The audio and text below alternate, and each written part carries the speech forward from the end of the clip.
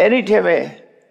ချမ်းသာဒုက္ခခံစားတဲ့ကာမဒုက္ခလိကနိယောဂအကျင့်ကတော့ maturity လူများစုပျော်ပျော်နေသေးကဲဆိုပြီးတော့ပြောသလိုနေကြတဲ့အကျင့်ပဲအဲ့ဒါကတော့လူတိုင်းကျင့်နေကြတာနော်စိတ်ကိုလွတ်ထားပြီးတော့ပျော်ပျော်နေကြတယ်ကာမဂုဏ်အာယုန်တွေနောက်လိုက်ပြီးတော့နေကြတယ်အဲ့ဒါကာမဒုက္ခလိကနိယောဂအကျင့်အဲ့ဒါကိုဆန့်ကျင်ပြီးတော့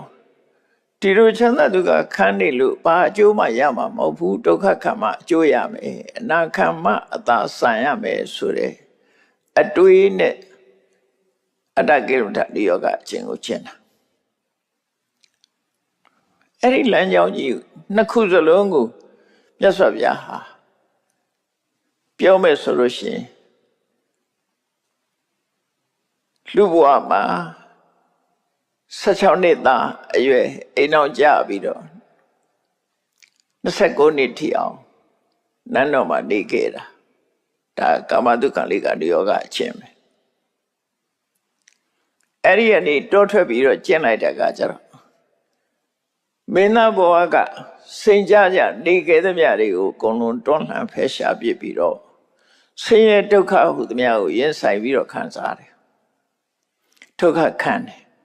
အဲ့ဒါကြတော့အတ္တကိလမထနိယောဂလို့ခေါ်တယ်ဘာအတွက်ဒုက္ခခံကြည့်ပြီးတော့ကျင့်တယ်လဲဆိုရင်အဲ့ဒီခက်ရဲ့ယုံကြည်ချက်ကဘာတော့ဆိုလို့ရှိရင်ရှင်တဲ့ကိလေသာသရဝါတွေကိုညှဉ်းညူးစေတတ်တဲ့လောဘဒေါသမောဟစတဲ့ကိလေသာတရားတွေကစင်ကြယ်သွားနိုင်တယ်ဆိုတဲ့ရည်ရွယ်ချက်နဲ့ယုံကြည်ချက်နဲ့လုပ်တာလေအဲ့ဒီယုံကြည်ချက်နဲ့လုပ်နေတာစင်ကြယ်ခြင်းနာသူကစင်ကြယ်တယ်ဆိုတာအကုသိုလ်တွေရှိနေတာကိုဆေးကြောပြစ်ချင်တယ်တော့ခဏခေဘာသာတရားတွေလည်းကြည့်ခဏခေဘာသာတရားလူဆိုတာမဟုတ်တာလုပ်တာရှိတယ်လေမဟုတ်တာလုပ်ပြီးတော့မဟုတ်တာဖြစ်မှကြတော့ကြောက်တယ်လူကကြောက်သည့်အတွက်ကြောင့်သူတို့ကနီလန်းရှာကြတယ်နီလန်းရှာတော့တချို့ကြတော့ဘုရားသခင်ရှေ့ဒူးထောက်ပြီးတော့ confession လုပ်လိုက်လို့ရှိရင်အကုသိုလ်တွေဆင်ကျဲသွားတယ်လို့ယုံကြည်တယ်တချို့ကဒါကြောင့်မို့လို့ confession လုပ်ပြီးတော့ဝန်ခံကြတယ်နောက်တချို့ကြတော့အိန္ဒိယနိုင်ငံမှာကြည့်ဆောင်းရသည်ကြတော့သတိထားပြီးတော့ကြည့်ကြသတင်းစာတွေတို့ဘာလို့သတင်းတွေဘာတွေသိကြကြည့်အေးဆုံးရသည်မှာခင်းကမြစ်ကိုလာပြီးတော့လူတန်းချီပြီးတော့ရေချိုးကြလိမ့်မယ်အဲ့ဒါအေးပါတယ်ဆိုတဲ့ချိန်မှာဘာဖြစ်လို့ရေချိုးလဲတနစ်တာကာလပတ်လုံးမကောင်းမှုဒုစရိုက်တွေလှုပ်ထားတာတွေကိုတန်းစင်ဆေးကြောခြင်းနဲ့ဒီရေလေးချိုးလိုက်လို့ရှိရင်မဟုတ်တာလှုပ်ထားတာတွေအကုန်ပြေပြောက်သွားတယ်လို့ယုံကြည်တာနော်လူဆိုတာယုံကြည်ခြင်းနဲ့လှုပ်တာကြီးပဲအကုန်လုံးတကယ်ရောဖြစ်သလားဆိုတာဘယ်သူမှမစုံစမ်းဘူးစုံစမ်းတဲ့လူကဗတ္တမနေတယ်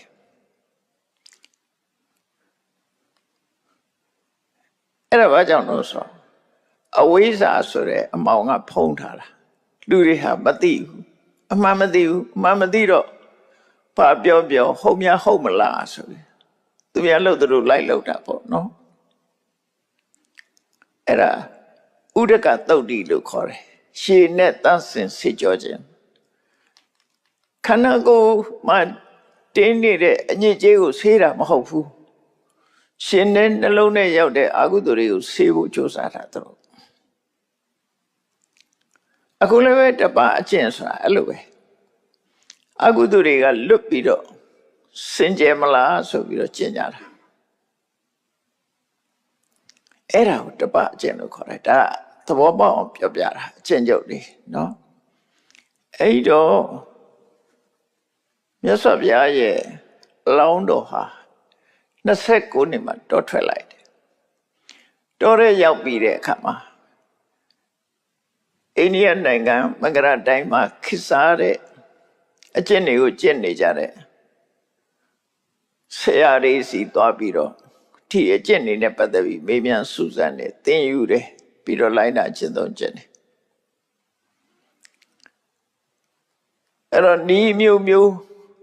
အယူဝါဒအမျိုးမျိုးကဟ ဟောပြောတဲ့ဤစနစ်တွေကြာတိနာယူထားပြီးတဲ့အခါမှာအတ္တကိလမထနုယောဂလို့ခေါ်တဲ့ခန္ဓာကိုယ်နှိပ်စက်ပြီးတော့ကျင့်တဲ့အကျင့်ကိုထိုခေတ်ကတန်ဖိုးထားကြတယ်လူတွေကလည်းအားပေးကြတယ်အားလုံးကလည်းဩဝါပေးကြတယ်ဘလောက်ထိအောင်ကျင့်နိုင်တယ်ကိုမလုံးနိုင်တာကိုလုပ်ပြရင်လူဆိုတာအံ့ဩတာပဲလေကိုမလုံးနိုင်တဲ့တာမန်လူတွေမလုံးနိုင်တာကိုလုပ်ပြရင်လူဆိုတာအံ့ဩတာပဲမချစ်တွေကြည့်ပါလားမလုံးနိုင်တာလုပ်ပြရင်လူကအထင်ကြီးတာ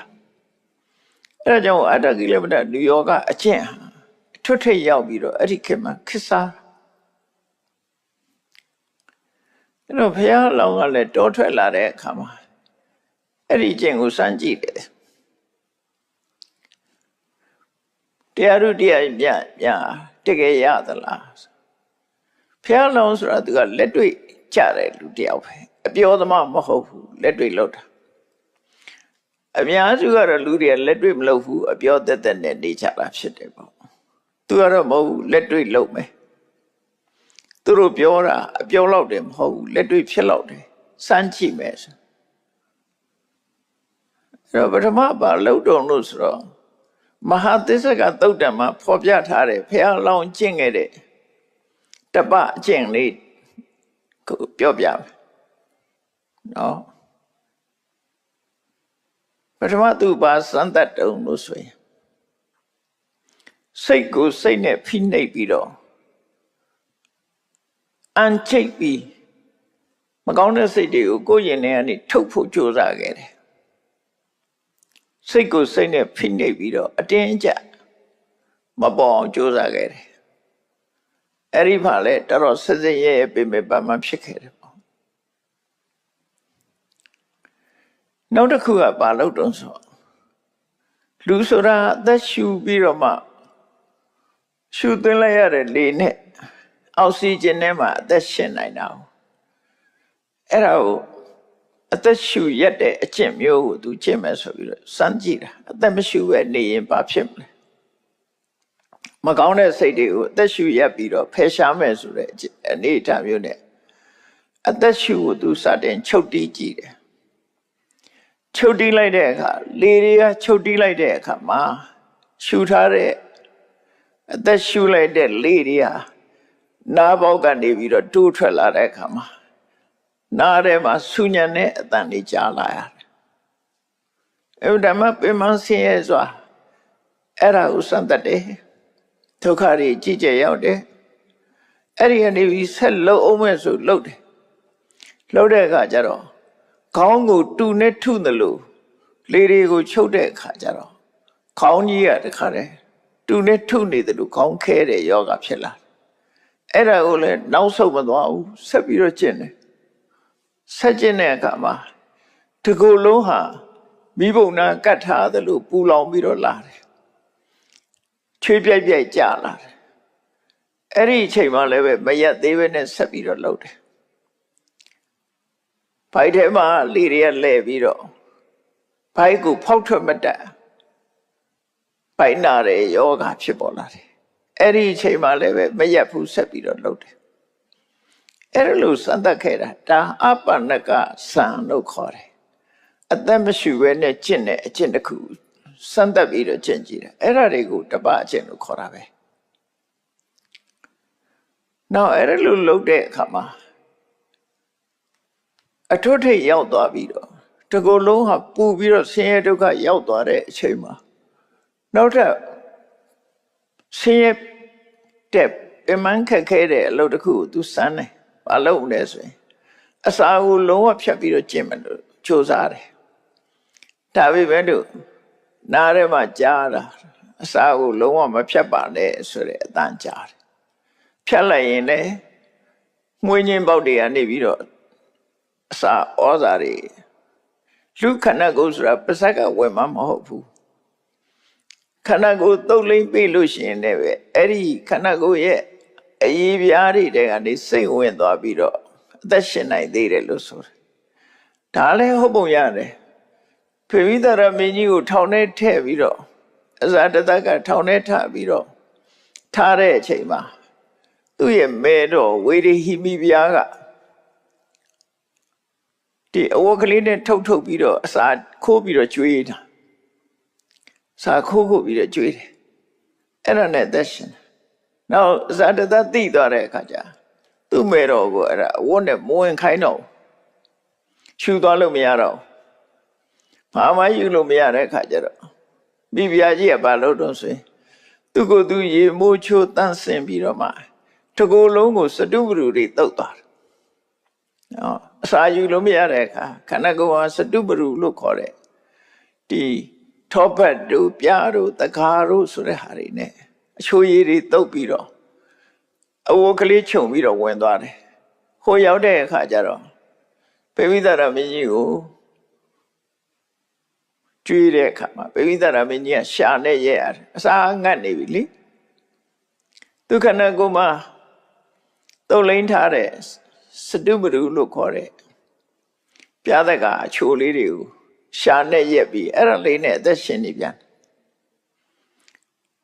နော်အဲ့တော့ဒီလိုလေအသက်ရှင်နိုင်တဲ့အနေအထားမျိုးရှိတာပေါ့နော်နောက်ဆုံးကြတော့ပေဝိသရမင်းကြီးကိုလမ်းလျှောက်ပြီးတော့ပီတိနဲ့နေတာကိုမနေရအောင်ခြိပွားကိုဓာတ်နဲ့ခွဲလိုက်တဲ့အခါမှာကြတော့ယောဂဝေဒနာနဲ့ခံစားရပြီးတော့နဲ့အဆန်သွားတယ်ဆိုပါစို့နော်အဲ့တော့အစာဖြတ်ပြီးတော့လုပ်တယ်အဲ့တော့မြတ်စွာဘုရားအလောင်းကလည်းအစာဖြတ်မလို့ကြိုးစားတဲ့အခါမှာနတ်တွေကနေပြီးတော့မွေးချင်းပေါက်ကအစာသွင်းပေးမယ်လို့သူပြောတာအဲ့ဒါနဲ့လုံးဝတော့မဖြတ်ဘူးဒါပေမဲ့အမှန်တမ်းမှနဲတဲ့အတိုင်းတာလေးစားတယ်ဥမာမဲ့ပဲအီလေးဒီတရက်စာနှစ်ရက်စာလေးပေါ့ရှာလေးနဲ့ဆိုလိုတာတော့ရေပေါက်ကလေးတစ်ပေါက်စာလောက်ပေါ့အဲ့လောက်လေးကနေစားပြီးတော့အစာကိုရှော့ချလိုက်တဲ့အခါနောက်ဆုံးမှာပိန်ချောက်သွားပြီးတော့ခန္ဓာကိုယ်မှာရှိတဲ့အမွှေးတွေတောင်းလက်နဲ့ကင်လိုက်ကျွတ်သွားတဲ့အတိုင်းတာထီအောင်ကျမကြီးကချိုးရုံသွားတယ်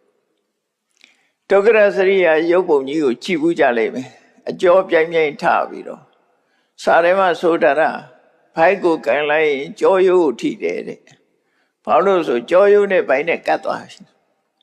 အဲ့လောက်ထိအောင်ပင်မဆင်းရဲတဲ့အကျင့်တွေကိုကျင့်လိုက်တာနောက်ဆုံးကြတော့သူကသူစဉ်းစားတယ်ပေါ့ငါကျင့်တာထွက်ထရောက်သွားပြီ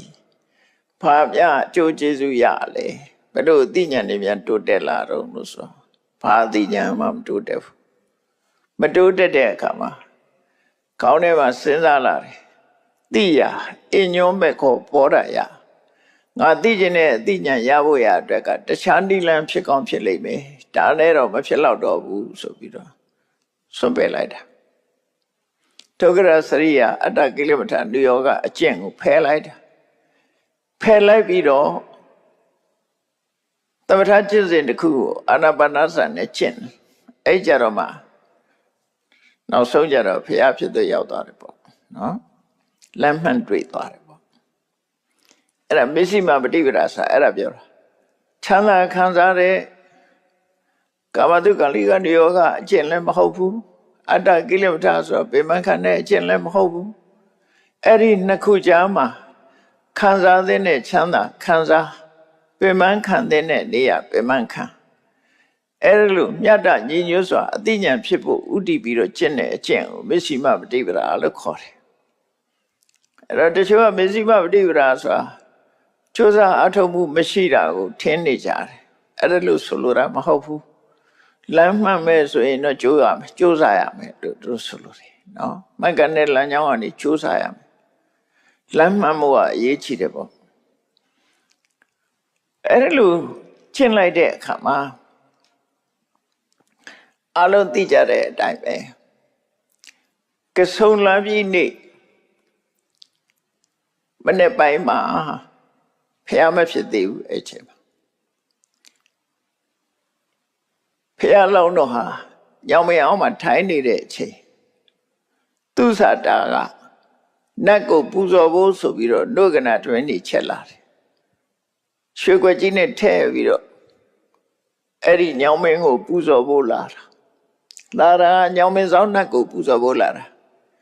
ဖះလောင်းကအဲ့ဒီအောက်မှာထိုင်နေတော့ဟာညောင်မင်းဆောင်နှက်ကကိုရင်ပြတယ်ဆိုပြီးတော့ရွှေကွက်ရောပါရောဖះလောင်းကိုကတ်ခဲ့တာအဲ့ဒါလို့နော်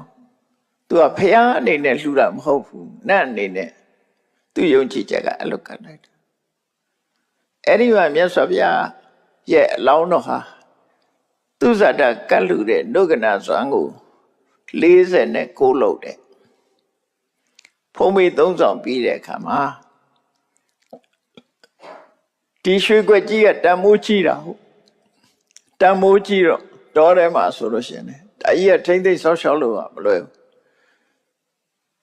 အဲ့တော့အနီးနားမှာရှိတဲ့နေရင်စရာမြစ်ထဲကိုသွားမျောတယ်မျောတဲ့အခါမှာထိတ်ထန်ကြည့်တယ်ငါဖះဖြစ်မှဆိုလို့ရှိရင်ရေညံဘက်ကိုဆန်တက်ပါစေဆိုပြီးတော့ရွှေကွက်ကိုရှေးပြမောချလိုက်တဲ့အခါမှာအောက်ဆုံးမသွားဘဲနဲ့အပေါ်ဆန်တက်သွားတယ်ဒါစိတ်အားတက်သွားတယ်နော်ငါဖះဖြစ်မှသိကြတယ်ပေါ့ရွှေကွက်ကြီးကဆန်တက်သွားတယ်ဆန်တက်သွားပြီးဝဲဆုပ်ပြီးတော့မြုပ်သွားတယ်ပေါ့အဲ့ဒါနဲ့အတက်သေးရောဖြစ်ပြီးတော့ရောင်မေဘက်ကိုပြန်လာတယ်တုဋ္ဌိယဆိုတဲ့မျက်ရိပ်သမားကပုရဝေလတောထဲမှာမျက်တွေကိုလိုက်ရိပ်ပြီးတော့မျက်ထန်းကြီးနဲ့လာတဲ့အခါဖះလောင်းရောင်မေအောက်မှာရောင်မေနားမှာရှိနေတာကိုတွေ့တော့သူ့မျက်ထုံးကြီးတွေ8ထုံးခွဲပြီးတော့ဖះလောင်းကိုမျက်8စုပ်ကိုလှူခဲ့တယ်လို့ပြောတယ်ရှေးခေတ်ကတော့အဲ့ဒါကမြက်ကဘာလောက်တာတုံးဆိုနွားကျွေးတာလည်းဖြစ်နိုင်တယ်အိမ်မှာခင်းတာလည်းဖြစ်နိုင်တယ်နော်အိမ်ကိုခင်းတာမြက်အခင်းလို့ခေါ်တယ်မြက်အခင်းလေးနဲ့ခင်းပြီးတော့အိတ်ကြတာအေးတာပေါ့ကဆုံလားဆိုတော့ရာသီဥတုကပူတယ်မြက်စိမ့်စိမ့်လူတကူစားခင်းပြီးတော့အိတ်လောက်တဲ့အတိုင်းတာအထိမျက်8စုပ်မြတ်စွာဘုရားကိုလှူတော့အခါမှာဖះလောင်းကိုလှူတဲ့အခါမှာဖះလောင်းကရောင်မင်းရဲ့အရှိဘက်ကနေပြီးတော့ရောင်မင်းကိုကြောပေးပြီးအဲ့ဒီအရှိဘက်ကိုလှည့်ထိုင်တဲ့နေရာလေးမှာမျက်8စုပ်ကိုဖြန့်ခင်းလိုက်တယ်မျက်အခင်းပေါ်မှာထိုင်တာတချို့ကျမ်းတွေကတော့ယရဏပလင်ပေါက်တယ်လို့ပြောကြတယ်သို့တော့တချို့ကျမ်းကတော့မရေးဘူးမျက်8စုပ်ပေါ့ဘာပဲထိုင်တဲ့သဘောရေးတယ်ဖြစ်နိုင်တာတော့အဲ့အချိန်မှာဖះမဖြစ်သေးဘူးလေမျက်အခင်းပေါ်မှာထိုင်လိုက်တယ်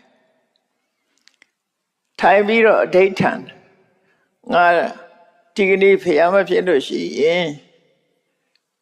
ဒီနေရာကမထတော့ဘူးဆိုတဲ့အဋိဋ္ဌံနဲ့ထိုင်လိုက်တာ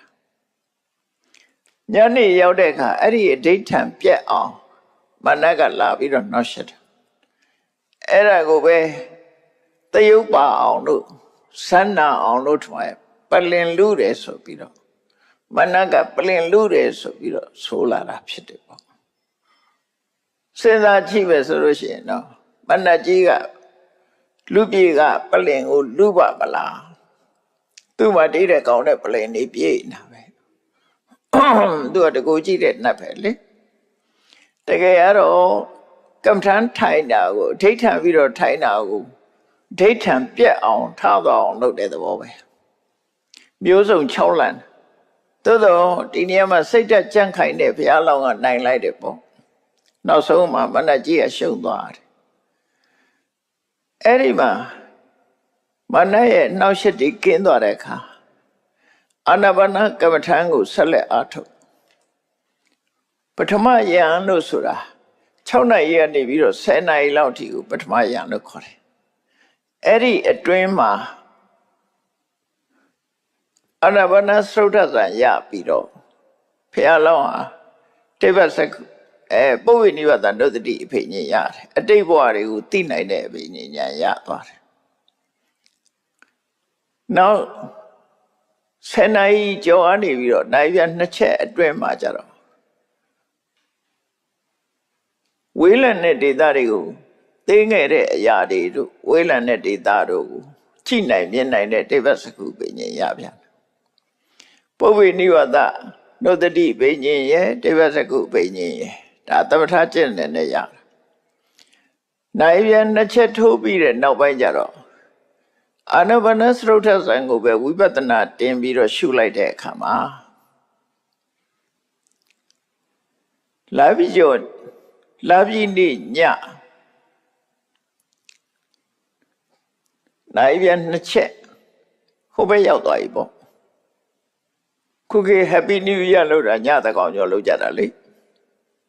အဲ့တော့လာပြီးကျော်တည်းဘက်ရောက်ပြီပေါ့ညတကောင်ကျော်ဆိုလို့ရှိရင်နောက်တည်းပြောင်းသွားပြီလာပြီးကျော်တည်းလို့ခေါ်လို့ရသွားပြီအဲ့ဒီလာပြီးကျော်တည်းမနဲ့အစိုးကြီးအာယုန်တက်ထာနဲ့တပြိုင်နက်ဖះသဗ္ဗညုတဉာဏ်ရသွားတယ်ဖះဖြစ်သွားတယ်ပေါ့နော်သူသိကျင်တဲ့တရားတွေအကုန်ပြီးွားရသွားတယ်အာတဝခေယအဘိညာဉ်ဆိုတဲ့ဝိပဿနာကျင့်စဉ်နဲ့ရတယ်အရဟတမေကိုရလိုက်တာနဲ့တပြိုင်နက်သဗ္ဗညုတဉာဏ်တော်ကြီးလည်းရသွားတယ်ဆိုလိုတာကတမန်အပြင်ပြောမယ်ဆိုရင်အရဟတမေရတ္တဖို့ရတာဟာအရဟတမေဉာဏ်ကြီးကိုရတာဟာအရဟတဖို့ဆိုတဲ့အကျိုးကိုပေးတဲ့အပြင်သဗ္ဗညုတဉာဏ်ဆိုတဲ့ဟာပါတခါတည်းတွဲဖက်ပါသွားတာသဗ္ဗညုတဉာဏ်ရအောင်အထုတ်เสียတည်တံ့အထုတ်တာမဟုတ်ဘူးအရဟတမေဉာဏ်ရတဲ့ဆိုတာယဟနာဖြစ်တာပဲယဟနာဖြစ်ရင်လည်းအရဟတမေဉာဏ်ရတာပဲသို့တော့တချို့ယဟနာတွေကြတော့အရဟတဖို့ဆိုတဲ့အကျိုးတစ်ခုပဲပေးတယ်တချို့ယဟန်တွေကြတော့ဝိဇ္ဇာ3ပါးတို့ဘိညာဉ်6ပါးတို့ပဋိသမိတာ4ပါးတို့ဆိုတဲ့ခုံတူးတွေပါလာတယ်မြတ်စွာဘုရားကြတော့အဲ့လိုမဟုတ်ဘူးဖရာတွေရရှိတဲ့အရည်ချင်းတွေအားလုံးဟာအရဟတမေဉာဏ်သို့မဟုတ်အတဝခေယဉာဏ်ရလိုက်တာနဲ့တပြိုင်နက်ဖရာတွေရမယ်အသိဉာဏ်တွေအားလုံးရသွားတယ်သူဆိုလို့တယ်ပေါ့နော်အဲ့ဒီချိန်လေးမှာဖရာဖြစ်ရောက်သွားတယ်အဲ့တော့ကဆုံလာပြီးကျော်တရက်နေ့အရုံတက်တဲ့အချိန်လေးမှာဖရာဖြစ်သူရောက်သွားတယ်လို့သို့တော့ပြောတဲ့အခါကျတော့ကဆုံလာပြီးနေ့ဖရာဖြစ်တယ်လို့ပဲပြောရကဆုံလာပြီးနေ့လာပြီးလို့ပြောတာပေါ့သို့တော့လာပြီးတရက်ရောက်သွားတယ်ဥပမာပဲလာပြီးနေ့ကတောက်ကြဆိုလို့ရှိရင်ဖရာကစနေနေ့မှဖရာဖြစ်တာလို့ပြောရမှာတရက်လာပြီးတရက်ညတကောင်ကြော်လို့ရှိရင်ဟိုဘက်ကူးသွားပြီလေတော့အဲ့ဒီအချိန်မှာဖះဖြစ်ပြီးတော့ဘောဓိပင်ရင်မှာပဲဆက်လက်ပြီးရှားရှိတာတဲ့တရားကိုနှလုံးသွင်းပြီးတော့ထိုင်နေတာတပတ်တိတိထိုင်နေအဲ့ဒါကိုပလင်္ဂတတ္တဟာလို့ခေါ်တယ်တခါပလင်္ဂတတ္တဟာမှာထိုင်ပြီးတော့နေတာနေရနေပြီးတော့ထားပြီးတော့ရှေ့မြောက်ခတ်ဆောင်းဆောင်းအရာကနေပြီးတော့ဒီဘောဓိပင်နဲ့ထိုင်တဲ့နေရာလေးကိုမမိတ်သောမျက်စိနဲ့ကြည့်နေတာ9ရက်အဲ့ဒါကအာနိမိတတတ္တဟာလို့ခေါ်တယ်မျက်တောင်မခတ်ဖက်နဲ့ကြည့်နေတာဘာလို့ကြည့်တာတော့လို့ဆိုဒီနေရာဟာငါ့ဖို့တရားလူတရားမြတ်ရတဲ့နေရာဆိုပြီးတော့မှတ်တရပေါ့နော်တန်ရုပ်စင်နဲ့ကြည့်တာတော့မဟုတ်ပါဘူးမှတ်တရကြည့်တာထူးခြားတဲ့နေရာတဏ္ဍာတစ်ခုအနေနဲ့အဲ့လိုကြည့်နေတာကွာတပတ်ကြာတယ်အဲ့ဒီနောက်မှာနှစ်ခုအကြာဘောဓိပင်ကိုကြည့်တဲ့နေရာရဲ့ဒီဘောဓိပင်ရှေ့မှာထိုင်တဲ့နေရာရဲ့အဲ့ဒီနှစ်ခုအကြာအရှိနဲ့အနောက်အလျားရှိတဲ့စဉ္ညာပေါ်မှာစဉ္ညာလျှောက်ပြီးတော့တရားနှလုံးသွင်းနေတာက9ရက်စင်္ဂမတတ္တဟာလို့ခေါ်တယ်အဲ့ဒီနောက်မှာမြောက်ဖက်ခရွန်းရွန်းအနောက်ဖက်မှာရှိတဲ့နတ်တွေဖန်ဆင်းထားတဲ့အဆောင်ယရနာဆောင်မှာမြတ်စွာဘုရားရဲ့ထူးခြားတဲ့တရားဓမ္မတွေပြီးဓမ္မတရားတွေကိုဆင်ញင်သုံးသပ်တာယရနာကရတတ္တဟာလို့တော့ဘောဓိပင်နာမှာကို4ရက်4တတ္တဟာနော်4ရက်မဟုတ်တတ္တဟာ9ရက်4လီသတင်းသုံးနေထိုင်တော့အဲ့ဒီနောက်တော့ဘောဓိပင်ရဲ့အရှိဘက်မှာရှိတဲ့အစပါလာဆိုတဲ့ညောင်မင်းရင်ကိုကြွသွားပြီးတော့အဲ့ဒီအစပါလာညောင်မင်းရင်မှာလည်းပဲသတင်းသုံးနေထိုင်တယ်အဲ့ဒီကနေပြီးတော့မုစလိဒတတ္တဟာလို့ခေါ်ချီးပင်ဘက်ကိုကြွသွားတယ်ထူးခြားတာကအဲ့ဒီရောက်တဲ့အခါကျတော့ မိုးဆွေနေတယ်မိုးကြီးရွာချပြီးတော့မိုးဆွေနေတယ်9 ရက်မိုးဆွေနေတဲ့အချိန်ဖြစ်တယ်အဲ့တော့ဘုရားလောက်မှနေစရာအဆောက်အအုံကမရှိဘူးတစ်ပင်အောင်မှပဲနေတယ်တစ်ပင်အောင်ဆိုမိုးပဲလုံးမလဲအဲ့တော့မုစလိနာဆိုတဲ့ချီးပင်နာကရေအိုင်ထဲမှာရှိတယ်နဂါကသူ့ရဲ့ဘုံမိမှန်နဲ့ကနေထွက်လာပြီးတော့မြတ်စွာဘုရားကိုသူ့ရဲ့နဂါအခွေနဲ့ပတ်ရံပြီးတော့အပေါ်ကနေပပြင်းနဲ့မိုးပြီးတော့ပေးထားတာအဲ့ဒါမိုးလုံးလေးလုံးဖြစ်အောင်လုပ်ပေးထားတာဖြစ်တယ်ခဏခေဗမာပြည်မှာထူးတဲ့ယုတ်ဒီကြတော့နဂါခွေပေါ်မှာတက်ထိုင်နေတယ်လို့ဖြစ်တကယ်တော့မဟုတ်ဘူးလေမတိုက်အောင်နဂါကပတ်ပြီးတော့ခွေထားတာဘုရားကိုမထိဘူးသူကအဝေးကနေကပ်ပတ်ပြီးတော့ခွေထားတာအဆောက်အဦသဘောမျိုးတို့အပေါ်ကအမိုးကလည်းပဲပြင်းနဲ့အုပ်ပြီးတော့မိုးထားတာအဲ့တော့မိုးလဲလုံနေလေလဲလုံနေအဲ့ဒါဖြစ်မိုးလဲလုံနေလေလဲလုံနဂါခွေကြီးပေါ်တက်ထိုင်နေလို့နဂါလှုပ်လိုက်ရင်ပြုတ်ကြမှာပေါ့အဲ့တော့နောက်ပြီးတော့ဗမာပြည်မှာစာနဲ့မညီအောင်လွယ်လွယ်မမတုတ်ထားတာတွေရှိတယ်မုစလိန်နဂါမင်းကခြေအိုင်ထဲမှာနေပြီးတော့နဂါကရေထဲမှာပဲရှိတယ်အဲ့တော့ဖះကရေထဲကူးသွားရမလို့ဖြစ်နေတယ်ရှေးလေကောင်မှသွားပြီးတော့ဒီနဂါကွေနဲ့ရှုပ်ပွားတော့သွားပြီးတော့တိထားကြတာဒါတော့ယုတ်တိသိပ်ပြီးတော့မရှိဘူးပေါ့ဖះကနေငကိုတဲ့ချီးပင်အောင်မှထိုင်နေတာလေမိုးရွာလို့နဂါလာပြီးတော့သူခန္ဓာကိုယ်နဲ့ကာဝယ်ပေးတာတကယ်တော့သူကငကိုတကိုးကြည့်တဲ့နဂါပဲဘုံမိမှန်ဖန်ဆင်းပေးရင်လည်းရတာပဲဒါပေမဲ့သူကကုသိုလ်လိုချင်တာကုသိုလ်လိုချင်တော့သူတကိုးနဲ့ဘုံမိမှန်ကိုဖန်ဆင်းမပေးပဲနဲ့သူကိုယ်တိုင်ကဘုံမိမှန်လုပ်ပြီးတော့ဖះကိုလှူတာတန်တာပဲပေါ့ဖះကိုအကာဝယ်ပေးတာအဲ့ဒါမုစလိန်နတ္တအဲ့ဒီနောက်မှာတော့လင်းလုံးမင်းရှိရာကြွသွားတော့ရာဇာယနတတ္တဟာလို့တတ္တဟာ9 ဒီ49ရက်ဖះအဲ့လိုနေခဲ့တာအဲ့ဒီကနေပြီးတော့အစပလတတ္တဟာရောက်သွားတယ်လျှောက်သွားတဲ့အချိန်မှာမြတ်စွာဘုရားဘာစဉ်းစားတော့ဆို9 ရက် 9 ဒီနေပြီးတဲ့နောက်မှာဒီဖះရဲ့ခေါင်းထဲမှာဘာစဉ်းစားတော့ဆိုဝန္တအာယစဉ်းစားတာမုတ်တောဝတ္တံမိတာယဒုက္ခရကာရိကာရတယ်ဒုက္ခရကာရိကာဆိုအင်မတန်ခက်ခဲတဲ့အလုပ်ကိုလုပ်တာအဲ့ဒါကိုဒုက္ခရစရိယာလို့လည်းသုံးတယ်ခက်ခဲတဲ့အကျင့်ဒုက္ခစရိယာတော့မဟုတ်ဘူးเนาะစာပေကျမ်းဂန်လို့ဆိုရင်ဒုက္ခရဆိုတာပြုနိုင်ခဲ့တာဒုက္ခဆိုတာဆင်းရဲတာအဲ့တော့ရေတော့ကာကြီးနှလုံးနဲ့ဒုက္ခရလှုပ်ဖို့ခက်တယ်တာမန်ပုဂ္ဂိုလ်ကြီးမလုံနိုင်ဘူးအဲ့မလုံနိုင်မကျင့်နိုင်တဲ့အကျင့်ကိုဒုက္ခရကာရိကာဒုက္ခရစရိယာလို့ခေါ်တယ်ဘာမှအကျိုးမရှိတဲ့ဒုက္ခရကာရိကာခက်ခဲပင်မနဲ့လမ်းလွယ်ပြီးတော့ကျင့်ခဲ့တဲ့အကျင့်ကြီးကငါလွတ်မြောက်လာခဲ့ပြီပင်မခံတယ်ဘာမှမရဘူးလေသိလူမျိုးပါခံလိုက်ရတယ်သာထုမုတ်တောဝတ္တမိ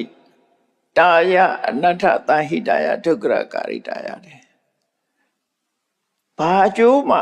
ဘာကောင်းကျိုးမှမဖြစ်စေတဲ့ပင်မဆင်းရဲတဲ့အလုပ်ကြီးကနေပြီးတော့ငါလွတ်တာကောင်းလိုက်တာကောင်းလေစွာသာဓုဝတ္တမိမုတ်တောအဲ့ဒါကလွတ်ပြီးတော့ဘောဓိသမတ်သမစ္စကံသမယုဒဉာဏ်ကြီးလည်းငါရလိုက်ပြီငါလိုချင်တာရသွားပြီခက်ခဲကြက်နဲ့မှားယွင်းတဲ့လမ်းကြောင်းကြီးကိုငါလျှောက်ခဲ့တာအဲ့ဒီကလွတ်မြောက်ပြီးတော့ငါလိုချင်တာလည်းရလိုက်ပြီဆိုတေချာစဉ်းစားကြည့်ရင်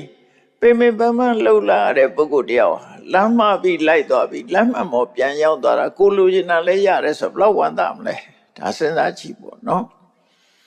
အဲ့ဒီမှာငါဟာလွတ်ပြီးတော့